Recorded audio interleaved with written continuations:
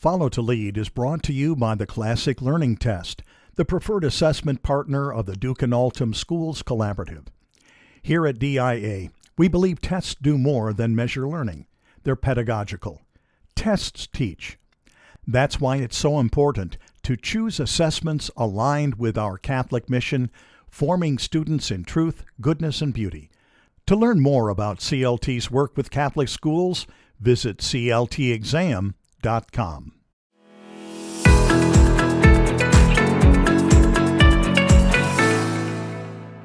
In the name of the Father, and of the Son, and of the Holy Spirit, amen. Christ the teacher, teach us to listen.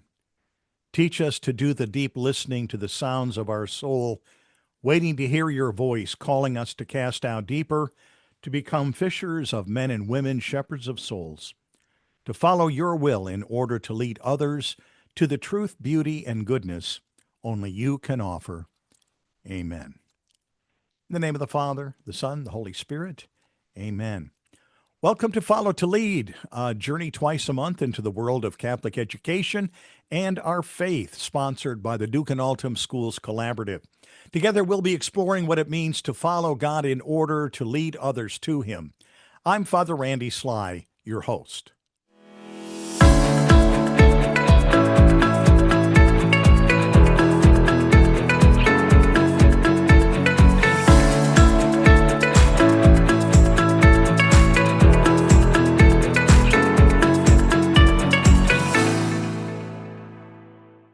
Today, we will be talking with Andrew Laubacher, who is the Executive Director of Humanality.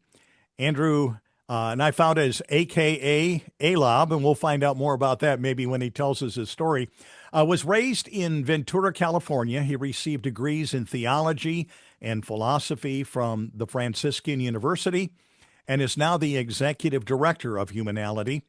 And Humanality is a nonprofit that aims to reclaim the adventure of human connection by helping people get off their phones and into reality. It's a movement dedicated to helping people overcome digital addiction and to reclaim their humanity. His diverse background includes a decade as a touring musician, giving him a global outlook on the human connection. He is a national board certified health and wellness coach and a personal trainer. Andrew combines his expertise in well-being with Humanality's mission to create practical strategies for digital detox. So, Andrew, welcome to the program. Thanks, Father. Happy to be here. And we really always like to begin our program with having our guests tell a little bit about themselves. So could you give us a little bit of a background of your upbringing in Ventura and what kind of happened to bring you to Humanality? Yeah, the story begins here in Ventura. Like you said, I was born and raised here, and grew up playing sports, surfing, playing music, and, grew up in the church, grew up going to mass. In high school, got in the wrong crowd and pretty much fell into all of the, party scene, atheism, rebellion phase. After high school, had this reconversion experience back to my faith. So that really changed the trajectory of my life. And that's when I went to Franciscan, studied theology and philosophy, kind of applied all the rock and roll, reggae music I was playing in high school and started playing at church, started playing on retreats. And that really became a huge part of my life. So graduated from Franciscan, started playing at these conferences, sharing my testimony, sharing music, and just started getting called to go places around the country to play music and share the gospel. And that eventually led me to J. Sarah High School, where I worked at out of Franciscan. And, during those times as well, was starting to fly out on weekends and play conferences and Steubenville conferences and different ministries like Life Teen and Focus and diocesan events. And that essentially became my full-time life till about 2020. And, COVID's hitting, the world shutting down, music is obviously shutting down. I'm actually in Jerusalem in March of 2020, leading music on a pilgrimage. And that was a wild experience, but came back, discerned actually God calling me to enter into that question of my vocation, particularly to the priesthood. So I was in seminary for the Archdiocese of Los Angeles from 2020 to 2022. I discerned out then, and that's when I came on board with Humanality. Hmm. The founders of Humanality I met actually while I was in seminary, and just an amazing family, and wanting to make a real difference at Franciscan University, my alma mater, their alma mater, and they paid student scholarship money to give up their smartphone and take a dumb phone. It's called the Unplugged Scholarship, and Humanality was born. And they came to me with this role, and it made perfect sense on many levels, which we'll dive into. But I was always very much fascinated with like philosophy, theology, truth. That led me really into a lot of healing realms of like nutrition and psychology and fitness and like how we can live more human in our modern world. And particularly as a millennial, I got a lot of my technologies in high school, but really went on, smartphones, social media in college and experienced a ton of detrimental effects that many people are experiencing today. And in 2018, I deleted all my social media. I went back to a flip phone, and it was just a really amazing experience for me on a lot of different levels, which we can dive into more. But my background experience of doing that and being interested in these subjects really made Humanality like a perfect fit.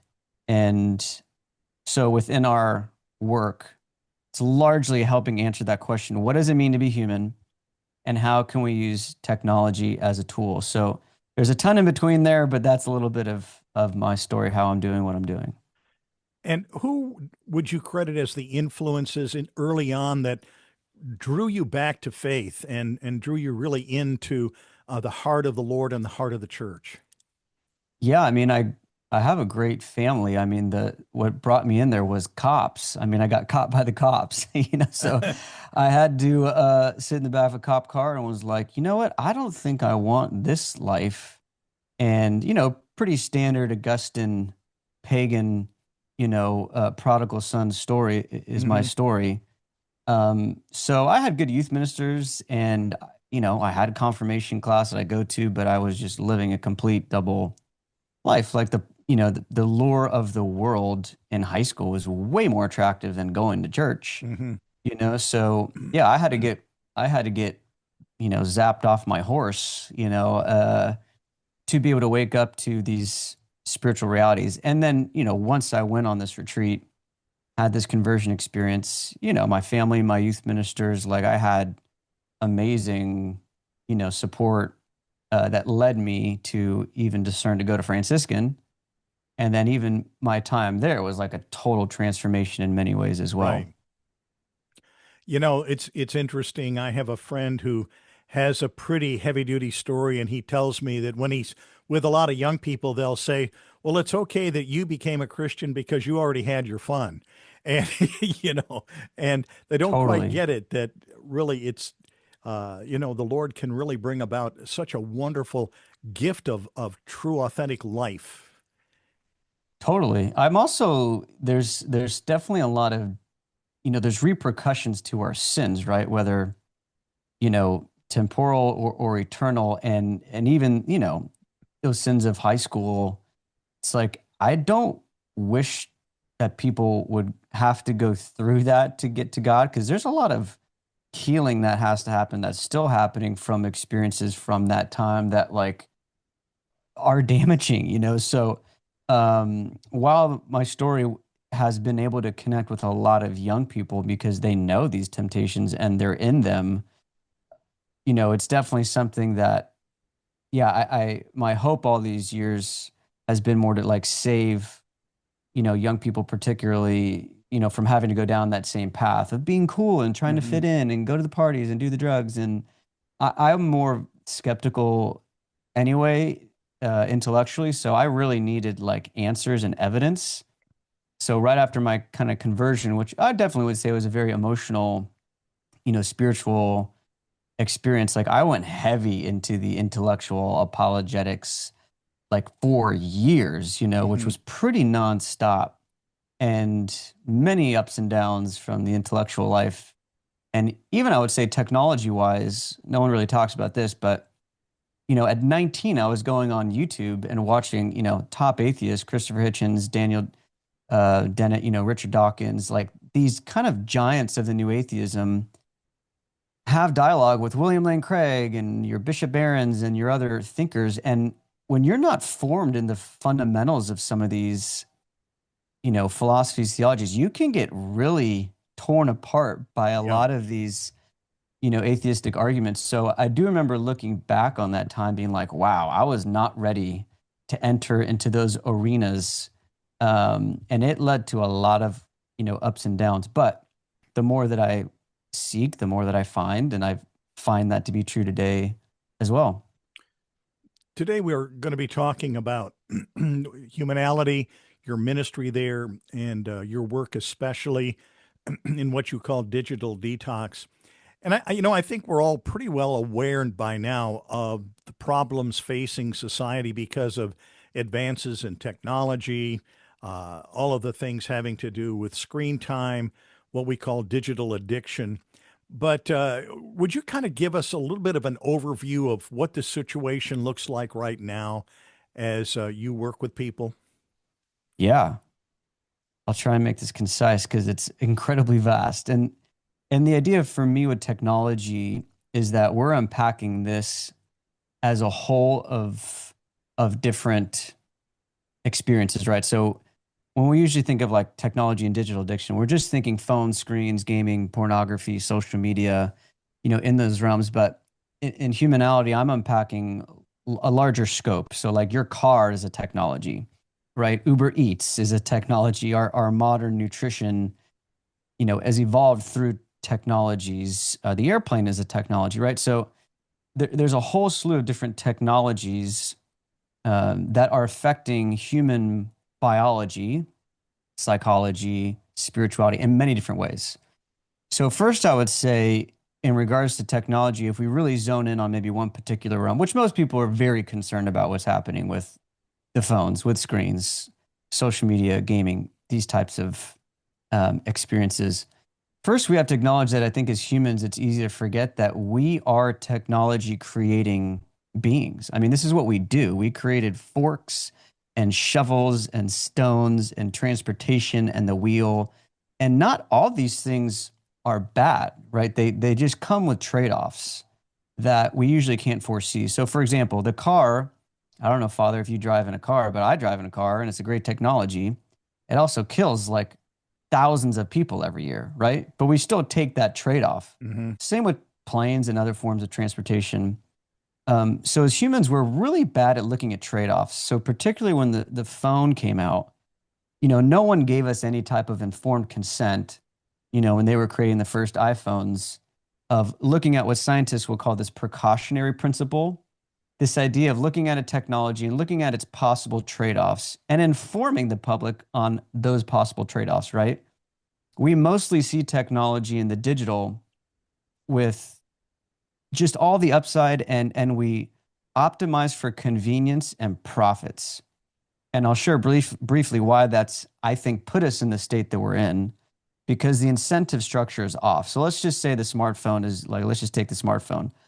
When you look at the tool aspect of it, it's got a calculator, it's got a phone, it's got email, it's got Lyft. I mean, the tool aspect of using that technology is unbelievably amazing. It's like a And Swiss Army knife.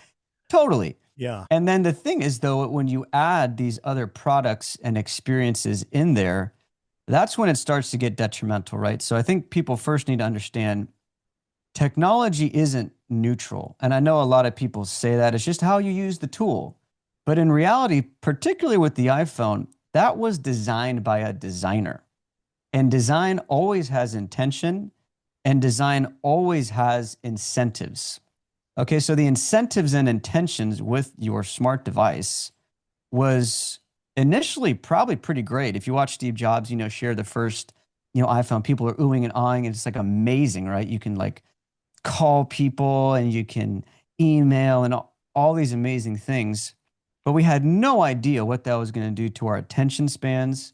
We had no idea that these things would be pornified in a way that's so unbelievably imaginable that, we didn't foresee the gaming. We didn't foresee Candy Crush. We didn't foresee the overwhelm of information coming out of this device. So I think it's good to first look at technology on a whole and and kind of break it down. Okay, what is its really outcome? What is tool based and what's actually designed to consume my attention? And I think you can look at the iPhone in a way of, wow, there's an unbelievable amount of tools and gifts in this. It's also filled with a ton of trade-offs. And so Neil Postman's a thinker that talked about this in 1985 in his book Amusing Ourselves to Death, which I think is a great title for a book because I think Right. that's what's happening now. But this idea of, he says that a new technology doesn't just change this or that, it changes everything. So we have to understand the phone is not just a phone. I call it a mobile supercomputer because that's really what it is. And that has changed everything. So I think that's a good place to start. These technologies were designed, they have incentives and outcomes that were predetermined, that you did not get any consent on those trade offs. And what Humanality is trying to do is help unpack the ways that people can get these technologies back in control to where they're not controlling you. It's interesting. As you were talking, I was thinking of one of my old heroes, Marshall McLuhan, Oh, yeah. from back in the 60s, talking about media really being an extension of the human connection, that the pencil is an extension of the hand, etc. And in that respect, you could see phones and all of this technology as extensions, but then the extension also brought an invasion, That's a great something that, line. that kind of took our time. It wasn't an extension of who we are, but it kind of came at us through the same medium. Would that be a fair way of looking at it? Yeah. And his whole idea of the medium is the message. I mean, that's a Right. huge part of what I'm trying to communicate because I think the idea, well, when we just are, average teenagers spending about 8 hours and 39 minutes a day on screens, lower income communities, about 10 hours a day. Your average American's in the 5 to 7 hour realm a day. And families per month are watching about 257 hours of TV a month.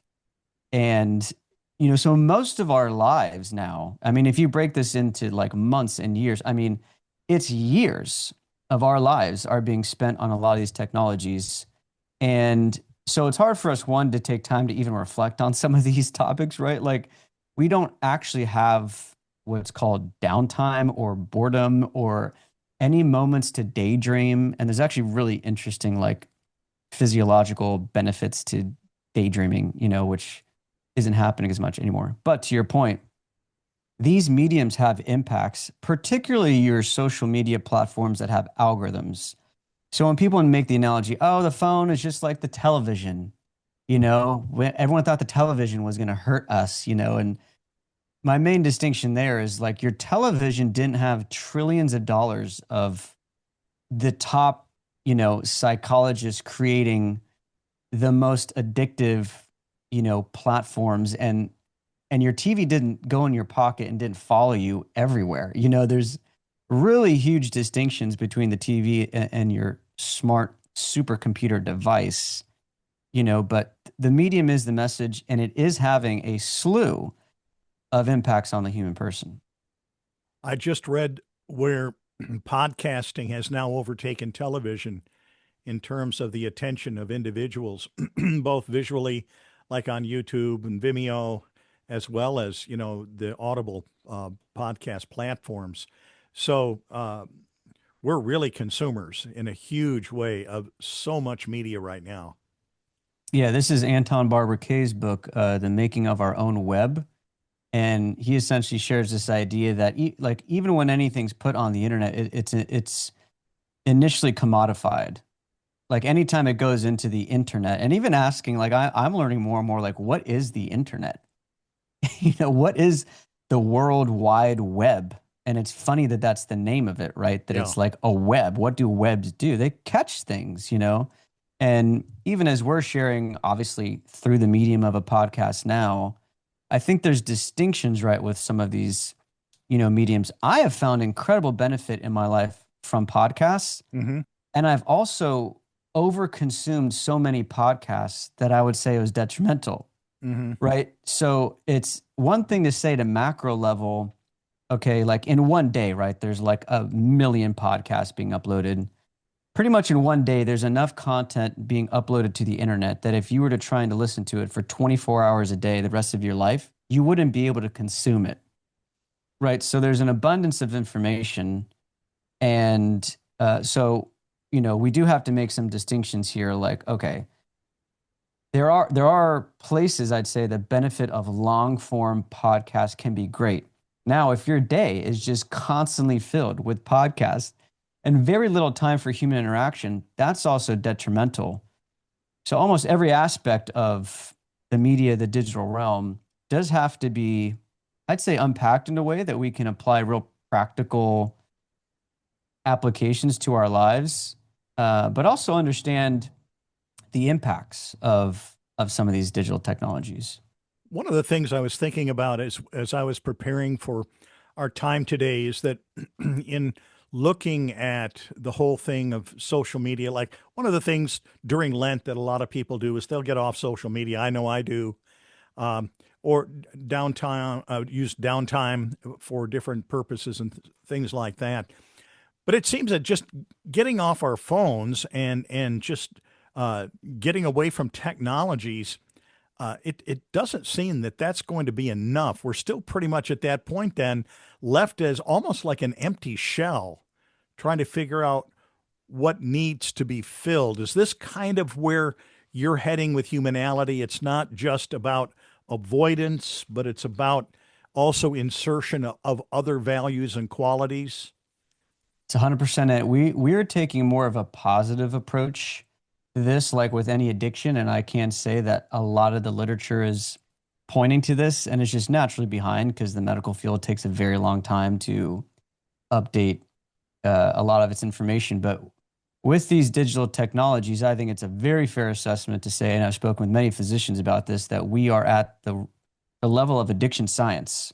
This is Anna Lemke's book, Dopamine Nation, Dr. Carderas on our advisory team. He has two books called Glow Kids and Digital Madness. I mean, just because you're not ingesting a drug, I think people think that you can't be addicted to these, technologies, but they play on the neurochemistry and wiring of your brain just like a drug. And there's fMRI studies from multiple different researchers that do show that excessive gaming, IAD, internet addiction disorder, these have real physiological impacts on the dense gray matter in your prefrontal cortex, where they're studying people's brains that are addicted to these, different types of technologies, and they are diminished in function. I mean, they are increasing impulsivity and degrading that, DGM in their prefrontal cortex, which is like wild, right? I just don't think people used to think that these technologies could impact the brain like an alcohol, you know, but it can. And so for us, if you look at a lot of the addiction science literature and why things like AA do work for people and other, forms of treatment, it's all about plugging into reality. So humanality is about, okay, we're going to give you the best way to detox here, going grayscale, getting out of these algorithms, putting your social media platforms just on your computer, take them off of your smartphone so you can't just take the thing out and get a dopamine hit.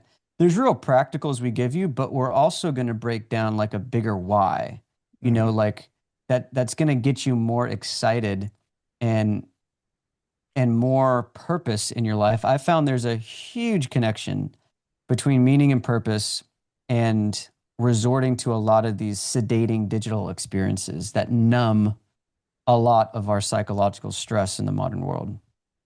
One of the things I like on your website is the phrase that humanality exists to help people discover freedom through an intentional relationship with technology. And I like that because it doesn't make technology the enemy, or it does not make technology something that has to be, uh, I guess submitted to. It's more of taking control over the technologies in your life. Can you kind of talk a little bit more about that? Yeah, and I used that language intentionally, really intentionally, intentionality intentionally, because yeah, I do think people, and this is what's so funny. There's so many things happening, right? Like our algorithms actually are creating a very difficult scenario for humans to have nuance, to get out of confirmation bias, and all these different psychological experiences that we know the humans are incredibly vulnerable to, insofar as that we have a really hard time putting thinking power into our reality, whether that's religious, political, you name it. It's very hard for humans to enter into nuance. It takes a lot of brain power, and we actually have somewhat of an aversion to thinking, right? This is why a lot of our autonomic nervous system puts things on autopilot, so you don't have to use cognitive power for it. So why intentionality matters is because in the 21st century, unless you're going to go live with the Amish, like you probably need technology for your work, Right. for communication, for transportation. I've used a flip phone and a light phone, for the past 7 or 8 years. And, I've experienced all the inconveniences of those while also experiencing a lot of the benefits of those. But I have a smartphone, and I have found that, like, you really have to put boundaries in place that will create more freedom in your life. So our methodology is more, hey, particularly we're helping students in college and in high school, and we are helping families too. But these 11 humanality ways that I created were like the antidotes to the trade-offs of technology in our modern day, right? So the 11 ways are 11 B's. They're ways of being. So be light, be outside, be moving, be present, be mindful, be connected, right? And each B unpacks the problems and then gives you solutions. So, for example, on be light, we go deep into light science and how in our evenings, us scrolling with our screens and TVs and phones, the blue light is affecting our melatonin production in the brain, affecting our sleep. Your average American is losing about 30 minutes of sleep per night due to our technologies. That has a slew of problems Hmm. that affects in our day. So one of our challenges, each week is giving your phone a digital bedtime. You put your phone to bed in another room at 9 p.m. and you go to bed at 10 p.m., right? And that intentionality actually gives you better sleep. It gives you less stress, less anxiety. You don't scroll yourself in the evening and see all the world's problems happening and then try and sleep. Uh, it's an example of the intentionality piece because, yeah, if you're not going to go live with the Amish, you're going to need to use these tools. But we start with some of the fundamentals of how these companies are purposely addicting us to their products. And I don't know if you saw this, Father, but recently Meta was just sued over like Right. $300 million, because they did, like, in court, um, discover that they have been purposely addicting children to their products and knew it and didn't change it. So this isn't like conspiratorial or even question anymore. Like when you find out the founders of these technologies and their thinking on what the human person is, it'll very much change your relationship with wanting to give away your time and attention to these products. So I actually find starting there with young people is incredibly powerful. When they find out that they are purposely being addicted, they're mad. And Hmm. you can channel that energy to have them get out of these algorithms and more into real life. Now, you have then a wellness program that you take people through. Yeah. And is it online, or how do you deliver it to the people that are interested? Yeah, yeah. So we use the good of the internet. We use a course. So we started these clubs at universities. So I was just flying to universities all over the country and starting these clubs, and we would get 30 to 60 students that were just fed up with their tech addiction on all levels. Would go to dumb phones or would demify their smartphones, start meeting regularly, go on phone free hikes, put on phone free concerts, start to learn how to live more human. I mean, it sounds crazy, but we're teaching people just again how to eat a meal without scrolling, how to talk to people. I mean, there's a slew of skill sets that have been lost because of these digital experiences. And Jonathan Haidt calls these, experience deprivation. And so we're putting those experiences back in people's lives, but it's a course. So you watch an episode, it's me interviewing a physician, MD, psychologist, a young person sharing their digital detox journey. And then it has a whole teaching. And then that week, you take on what we call a real life victory. So you watch an episode together as a group. That week, you take on mindful meals. And that week, the challenge is to not scroll while you eat your meals, and that's like incredibly difficult for most people, right? Hmm. And so it's a 12-week program. Each week, you're watching an episode. Each week, you're taking on a challenge. And then there's a community adventure. So this is like a phone-free hike. This is Sunday, just going out in the sun on Sunday. Children right now are spending more time indoors than some maximum security prisoners. So like we got to start getting outside and getting connected to nature, getting connected to each other. So you take on personal habits and then you do things together as a group. Like students were throwing just barbecues on the weekend, which again, they put their phones at the door, just went and experienced a barbecue with each other, stuff like that. And hopefully by the end of those 12 weeks, you now have a slew of new habits that you've begun to build and start to unwind some of these negative, outcomes from some of these technologies. Now, you talk about doing this in groups. Is this the village model that you have presented on your site? Yeah, the idea with the village was, the more the phone has given us this omnipresence is what I call it. And this reality, I don't think we reflect on enough, right? God was the only being, God is the only being that can handle the power of omnipresence, right? He is holding everything in the palm of his hand. In your news feed, whether that's Fox or CNN or whether that's Instagram or TikTok or Facebook, you are now omnipresent. You are seeing all of the world's problems unfold in the palm of your hand. And as finite human beings, we were never designed to handle that power, right? So, this idea of now being a part of a global village has incredible trade-offs. Now, while it might be good for you to be able to pray for someone or you can Hmm. FaceTime your grandma in another country or a friend, like those things are great, but we know there's so much more happening in these feeds. So the idea with the village was, okay, how can we get out of omnipresence? How can we give more of that power back to God? So when you get out of some of your algorithms and you get more into your local village, I mean, there's people that need your help down the street. There's, friends at school that need just some attention.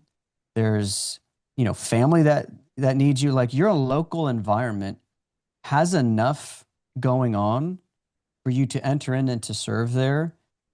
And that was the idea with this village. The whole idea is how do you get back to your local village? And Is that and that's what we choose to do. no? Is that something that a school administration can start in their local school, for example? Yeah, so we're at 6 universities. We've been testing this program now at 4 or 5 high schools. And students in high schools are meeting either in their theology class or philosophy class or a life skills class. They'll watch an episode and then they're taking on these personal challenges. Most schools are struggling with this topic and, experiencing just a slew of problems. So what I find we're doing is working is that it actually helps outside the classroom. So you can go phone free. I mean, what's crazy is you have a ton of private schools around the country that aren't phone free yet. And, public schools have been doing this, now this year. So my hope is to see Catholic schools have phone free school days. And then our program is really going to help what happens when they get that phone back. Because Hmm. you can teach them all the right things, but if they're home, not getting this from the parents, not getting this from any other source, we help them enter into these new habits after school. But the application of it can look really different everywhere. What's cool about our program is that it's very applicable to a wide variety of environments. What do you think is the biggest mistake that a lot of Catholic schools are making right now in addressing the student phone use issue? Yeah, I think That's a great question.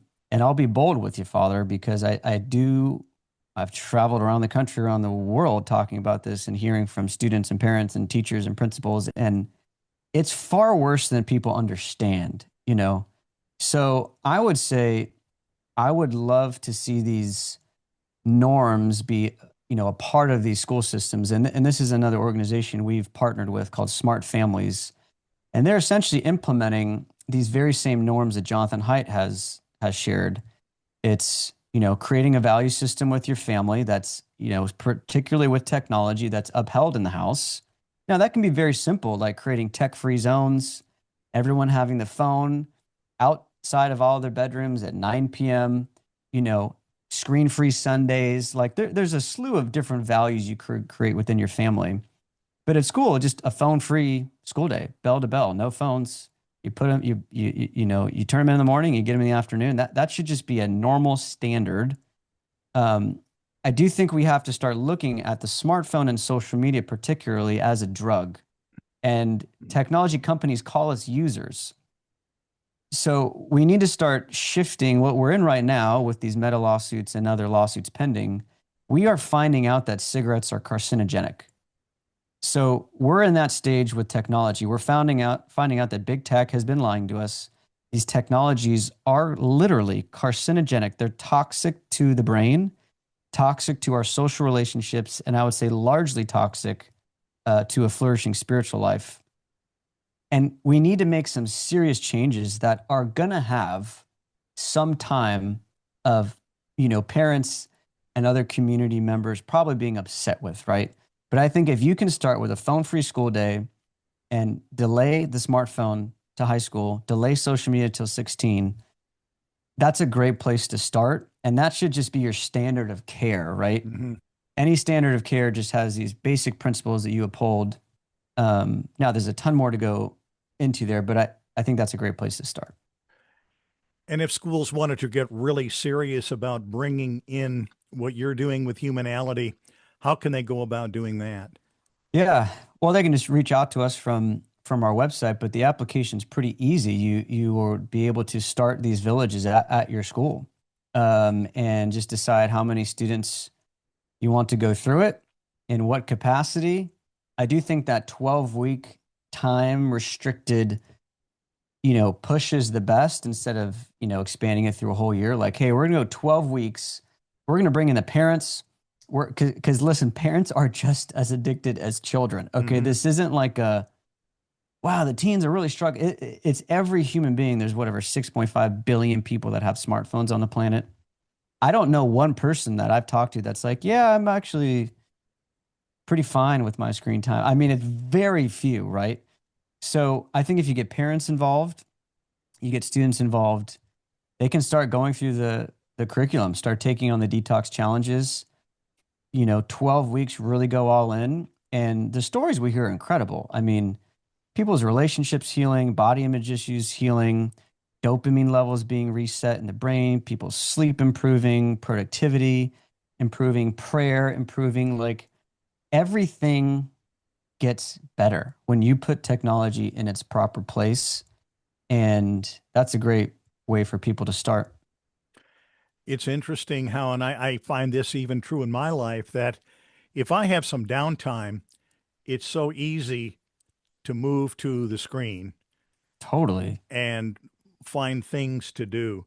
So I'm assuming that part of it is again redirecting our sense of uh, decorating time, how we're going to use time.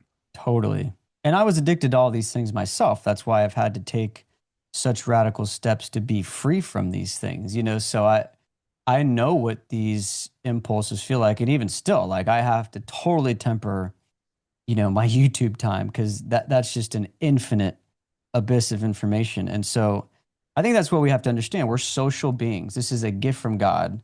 Dr. Lieberman at UCLA talks about how actually the brain, just like you were sharing with this downtime, has this almost reflex of social thinking.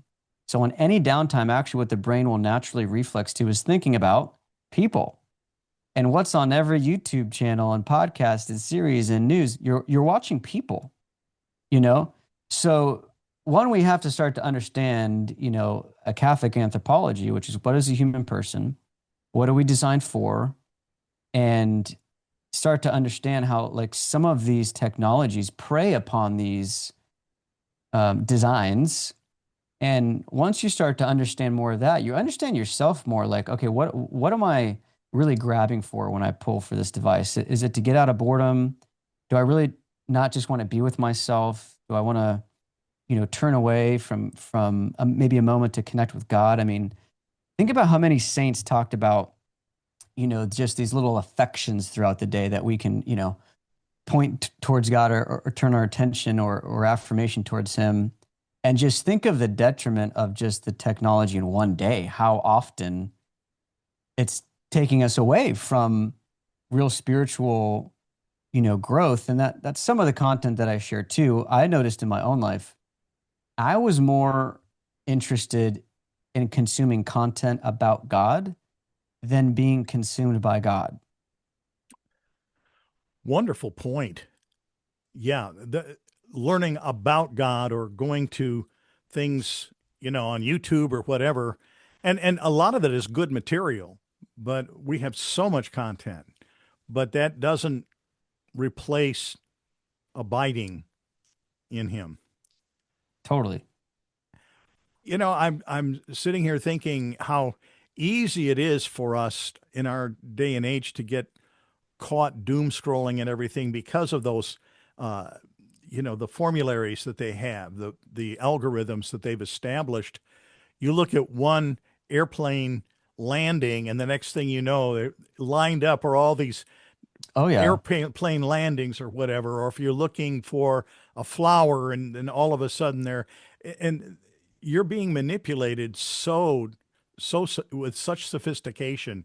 It's amazing.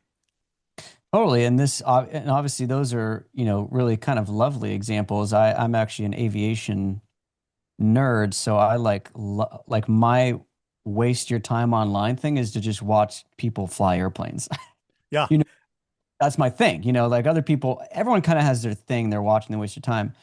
But there's so many other, ways that Jonathan Haidt and others have shown that even starting with a brand new, this is just an example from Instagram. I mean, they literally created accounts and said the people were 13 years old, gave a blank algorithm, and all of a sudden, and it said, hey, this is a young girl, 13 years old. The algorithm just started feeding this account different anorexia, posts, different things about, food and limit. And before you knew it, it was just a dark rabbit hole into that world. So the sad reality is these, again, the incentives behind these algorithms are engagement. And most things that engage humans are highly negative emotions. So whether that's people yelling at each other politically or sexual content or just negative content, that's what keeps you engaged. That's why the brain is a threat detecting organ, right? So we have to realize that now every possible threat that humanity has ever experienced is in the palm of your hand. So depending on the algorithm, depending on the platform, I really do encourage people to really take off as many as you can off of your device and then say, hey, on a Saturday, you want to just scroll something, create a little bit of friction in your life. This is a huge point that we create. Like McDonald's is incredibly convenient. If you eat McDonald's every day, it's going to kill you, you know? I'd say the same with these technologies. Whatever platform is your kind of kryptonite, just move it, delete it from your phone, put it on your laptop or your desktop, and just that friction will create some freedom in your day to day to where you won't be pulling out, again, these threat detecting algorithms. And sadly, until these incentives change, I don't think there's a healthy age for children to be engaging these at all. Unless they're incredibly limited and parents are watching everything, I don't even think there's a healthy age for most of these technologies. Hmm. We're not talking Instagram, TikTok, Facebook, Snapchat. I do think ultimately, if you're using them for business and a product or a service, I totally get that because that's the modern newspaper. But how most people are using them today, posting all of your life, I've noticed that the more people are posting all of their day to day, they're largely missing their life. And Joey Odom has this really amazing quote where he says that this is more for millennials and Gen Z, but he says this is the first generation that's going to have more memories of other people's lives than their own. So just think of your feed, right? When you're looking at a feed, you're looking at other people's memories. Right. Young people are going to have more memories of other people's lives than of their own. My hope is to get more memories into people's lives that are more meaningful, and they will look back at the end of their life and be more fulfilled and have more loving relationships that they invested in. The interesting thing too is those are selective memories. So Right. on Facebook, you're not looking at a person's bad part necessarily. You may only be looking at all the beautiful things that they're doing, and all of a sudden you go, "Well, my life is trash. Oh, that was Look my how day. these people are living. Everything is beautiful. Great pictures of food, great pictures of laughing people. They don't have any trouble, any problems." Oh yeah, that was my experience. Yeah, Yeah, people's vocations, kids, jobs, we're all portraying, which why would we as humans? I mean, that's the thing. I think the more you study the human person and sociological realities, psychological realities, interpersonal realities, humans would never share your bad day, right? Like that won't get any likes, yeah. like it's all about likes. So yeah, there's a huge amount of things happening within these contexts that we are unpacking for the world and helping people make steps in their day to day to start to have more freedom. And it takes time, and it's taken me years to figure out what's working, what's not. I mean, I had to get rid of smartphones for years and just couldn't handle that power and knew how it was affecting my brain and my purity. And I think the more I've been in this, the more I'm actually convinced that I think just starting small is most helpful for people. Hmm. And this is very overwhelming conversation because most parents don't feel equipped to enter into this conversation. Most teachers are incredibly overwhelmed because they're seeing all of the damage being done from Hmm. an academic level to a social level to a spiritual level. So I think in order to like help transform, our communities, it's just starting with yourself, right? Like just start with yourself. There's probably ways that you can start to detox yourself, start to experience that freedom. And then it's just funny. People ask me all the time, like when I had my light phone, like, what is that thing? They're just interested. Hmm. People want to know this stuff because they know that something's off. And I think just like with evangelization, I don't really go around anymore like slapping people in the face with Bibles and scripture and praying over them. And like, it's amazing the conversations that I have with people when I'm just human with them. Right.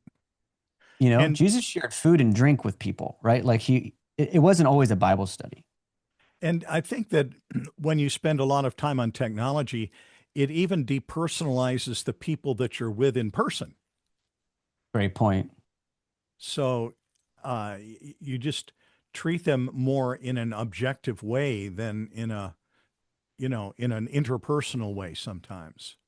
Yeah, and there's a slew of things happening with personality formation, particularly for young people. Nicholas Carr talks about this in Super Bloom, really amazing book. But he dives into, I mean, think about how many minds we're interacting with in a day when Hmm. we would never in our entire lives be able to interact with that many minds. All of these ideas and opinions and people yelling and screaming or sharing this, that, like, we weren't designed to interact with that many minds in a day, So, one, even to help form our own thinking on different subjects and be critical thinkers, I mean, we have to start relinquishing some of the consumption and start to read again and start to discuss again. And that doesn't mean you can't ever listen to anybody or listen to any content. But I do think it's being very intentional. There's that word again about who you listen to, why you're listening to it. And I know for me, I've listened to a gajillion podcasts that I've remembered maybe less than 1% of. Well, They that's have, retention anyway for right, most things that we hear. Yeah. right, right. So now, for Catholic educators, again, it's a pretty overwhelming thing to think about all of these facets that we're talking about. What's one thing that they could change now in their approach to the use of technology that would make a real difference? A great question. Yeah, I do think the phone-free day is the Hmm. best place to start. Just, I know parents are going to be complaining about emergencies. There's a ton of data that shows that actually in emergencies, if you have a cell phone, you are actually more at risk for not being able to actually follow proper protocols Hmm. and direction. So, just to answer the emergency issue, and this is mostly a parent problem because parents like having access to their kids at all times, which I get. This is natural biology. But for their studies, for the day to day socialization and health, a phone free school day is going to be the best place to start. And, the principals will all have phones that they can call in case of emergencies, like your children will be okay. Yep. And for educators, I do think the lie of ed tech has been more tech equals more success. And all the literature I've read, a book by Richard Fried called Better Than Real Life, has all the data you'll need to read that this idea of giving, kindergartners Chromebooks and this idea that we need to embed all these technologies in their life so that they can get ahead is a complete lie. All of your biggest tech founders that have been the most successful financially, I guess, not in many other places in their life, but all went to Waldorf schools. So these are your Bill Gates, these are your Zuckerbergs, these are your Steve Jobs. They went to schools that had zero to limited tech, and they send their kids to these schools. So why in the Catholic world do we think it's a good idea to give children and even high school students a personalized computer Chromebook or whatever, right? Now, there's billions of dollars that have been invested in getting dioceses and public schools these technologies with false data, false information. So I hope to start to really help educators in this space understand that the actually longer you delay these technological platforms in education, the better outcomes on multiple levels of different performance testing you're going to see. And that's, I think, a huge topic to unleash, but I think one that needs to be had.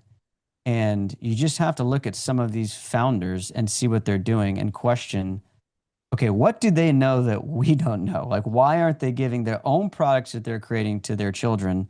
There's a reason. I'm just sitting here processing what you're saying because I think that probably across the board in a lot of Catholic schools, we've basically adopted a lot of technology um, just as a matter of course. It wasn't a matter of uh, the intentionality that we know we're going to introduce certain things. So it probably is a really good subject to address at a variety of levels, both in schools, dioceses, and in other places on the proper use of technology, when it's applied, how it's applied, etc. And it's interesting to me, even like you were talking about in the family, going to a restaurant and seeing a table of five, a family, mom and dad, and three children, all of them on their phones, nobody talking to one another. Oh, I And see that everywhere. I mean, I see it at yeah, airports, restaurants. It's affecting everybody, right? And that's where I do think on the education level, I am getting a little bit more, honest and blunt with like, and not as nice in regards to like, this isn't your fault. If you're an educator, and a principal, and you implemented every technology, it was obviously out of a good intention that you want your student population to be ready for the world that's coming. yeah, But the funny thing is, if those technologies actually don't allow that, there's a reason why a 2-year-old can actually swipe through your iPhone, pick different apps. It's incredibly easy. And to me, the point with that being made is simply that it doesn't matter if they're out of high school, whatever technologies are going to be existing at that point, they're going to be so convenient and easy for the user, that students are going to be able to advance in these technologies very quickly. But if you don't have the proper framework and grounding of really learning how to think, really allowing those neural pathways to form properly, really allowing your brain's reward systems to form properly, it's actually not going to give you the advantage that you think. Now, we're just in this in between, right, of finding out that all this data has largely been, manipulated by big tech and other organizations. So I do think we need to look to more of the classical, more hands-on, more environmental connection to nature path, and that's going to help form humans to be able to, particularly in the coming AI age, Mm-hmm. be able to enter into work and succeed in the workplace. Boy, you just brought up a hot topic too, because we just now are looking at the challenges that technology is making to for us, and all of a sudden we're now on the cusp of having artificial intelligence just dominate everything we're doing. You can't open Microsoft Word without seeing AI ready to help you Totally. write your documents, or go on a search and have the AI take care of it for you. Yeah, and So, that's a big conversation. I do think the intentionality principle applies to AI. mhm. I've used it. It's incredible what I'm able to build with it from a business landscape. And so many people, I think, can benefit from its use. I think there's a lot of fear mongering from a lot of the founders of these companies in a lot of different ways. It also is going to take out jobs. Every new technology has. There's a point when Sure. there was people typewriting, Hmm. right? And then computers took out those jobs, and new jobs were created. So the main point with AI is that one, we have no idea what it's going to do. And anyone that says that they do know, they don't know. The founders of these companies don't know. But what we do know is that applying these technologies to fulfill needs that humans have had, whether socially, psychologically, or spiritually, I'd say are going to be detrimental. Now, your Excel sheets and maybe your desk jobs that people hate anyway, say AI fulfills some of those levels of work. I don't think that's a bad thing.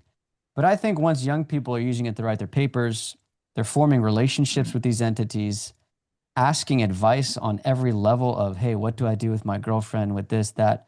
Um, I mean, that's where it gets very detrimental. And that's where we really have to start creating some guardrails. A lot of my work with smart families is going to be actually addressing this issue on a larger scale. And I do think the church needs to come up with some real clear answers of, hey, what happens when these technologies do take out a lot of work, do take out a lot of purpose and meaning? Like, again, getting back to kind of how we started, what is the human person and Hmm. what does it mean to work, God's sanctified work? And how do we use these technologies as tools? Because they're not going away, right? AI is only like the AI today that you and me are experiencing. What these students are going to have, say in high school, even in the next 8 years, is going to be unrecognizable. Hmm. So I do think we need to get ahead of the fallout of how this is going to affect relationships, purpose, meaning, our spirituality. And then also, how can we use these tools actually to increase production and benefit our society and increase GDP that actually creates some economic security for the world? I hope to enter into more of those questions as well because I'm very interested on what this is going to look like. Now, you were mentioning smart families. Is this a group that you're kind of beginning to combine some of your activity? Yeah, so we've partnered with Smart Families. They're operated out of Houston, Texas. They're in 150 high schools, Catholic schools. Our detox is going to be operating out of their kind of ecosystem. They're an amazing organization. It's going to be really awesome for both of us. And they have a ton of resources already for schools to help make these transitions into these different tech policies, these different norms. And it's a really amazing team that I think is going to make a real impact with Humanality.